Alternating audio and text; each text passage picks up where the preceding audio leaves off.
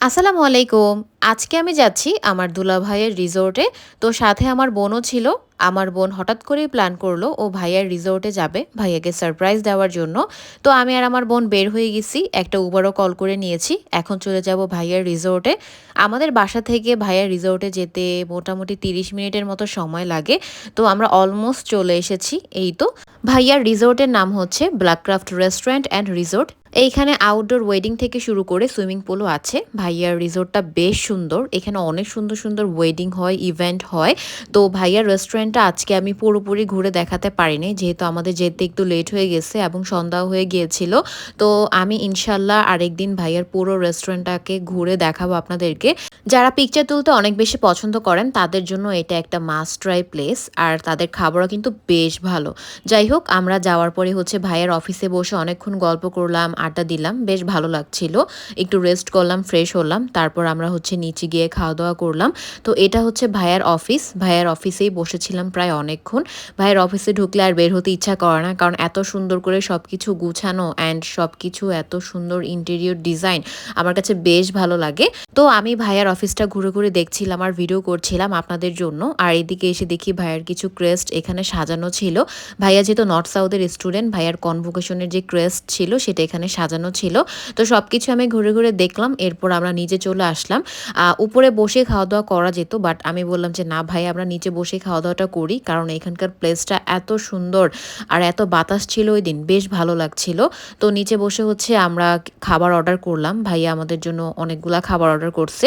এখানে আমি মেনু দেখছিলাম যে আর কি কি পাওয়া যায়। এখানে অনেক মজার সি ফুড আছে। আমি যেহেতু সি ফুডের পাগল, তো আমি সি ফুড নিয়ে অনেক কথা বলি। যাই হোক, এখানে সি ফুড থেকে শুরু করে সব রকমেরই খাবার আছে। আর খাবারের কোয়ালিটিও আমার কাছে বেশ ভালো লেগেছে। অ্যান্ড তাদের ইন্টেরিয়রটা নিয়ে তো কোনো কথাই নেই। ফাইনালি আমাদের খাবার চলে আসছে। এখানে হচ্ছে আমার মোস্ট ফেভারিট সি ফুডের যে প্লেটারটা ছিল ভাইয়া সেটাই দিতে বলেছে। এখানে ছিল অনেক বড় বড় ক্র্যাবটা ফ্রাই করা ছিল। এখানে যে সি ফুডগুলো ছিল সবগুলাই ফ্রাই করা। ছিল হচ্ছে চিংড়ি, স্কুইড, এরপর ছিল ডোরি ফিশটা এত মজা ছিল আর কি বলবো, এত ফ্রেশ আর এত সফট। সাথে চিংড়িটা অনেক ফ্রেশ ছিল। আর এখানে যে স্কুইডটা ছিল সেটা অনেক ফ্রেশ ছিল।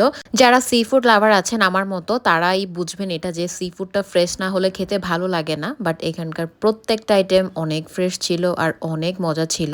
প্রত্যেকটা আইটেম অনেক গরম গরম ছিল আর খেতে বেশ ভালো লেগেছে এই জন্য। সাথে ৩ রকমের সস ছিল, সস দিয়ে খেতেও বেশ ভালো লাগছিল।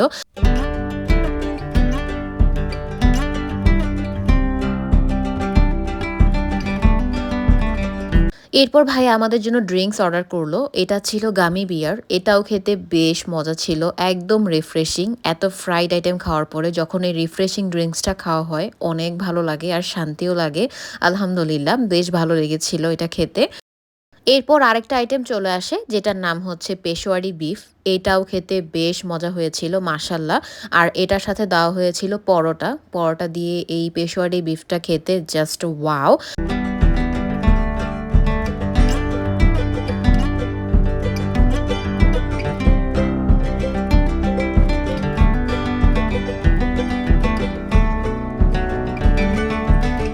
এরপর যে আইটেমটা চলে আসে সেটা হচ্ছে স্টিম রোল। এটাও খেতে বেশ মজা ছিল মাশাল্লাহ। এটা ছিল চিকেনের, আর চিকেনের আইটেম তো আমার এমনিতেই অনেক ভালো লাগে।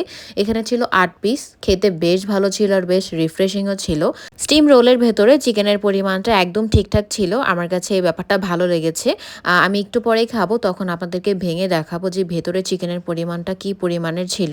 সব কিছু মিলে সাথে যে সসটা ছিল ওটার সাথে অ্যাড করে খেতে আমার কাছে দারুণ লেগেছে।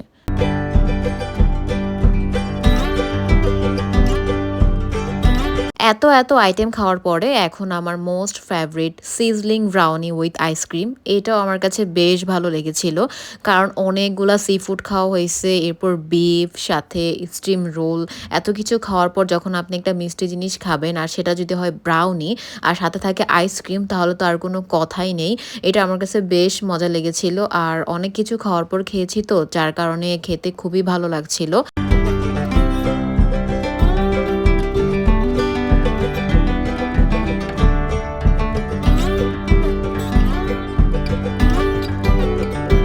তো তো সবকিছু খাওয়া-দাওয়া শেষ করে আমরা বসে একটু আড্ডা দিচ্ছিলাম। তার একটু পরেই চলে আসলো কফি।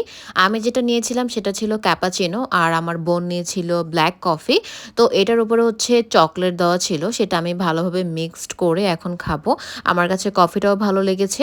এত খাওয়া-দাওয়া শেষে যখন এন্ডিংটা কফি দিয়ে হয় তখন কিন্তু একদম রিফ্রেশ লাগে।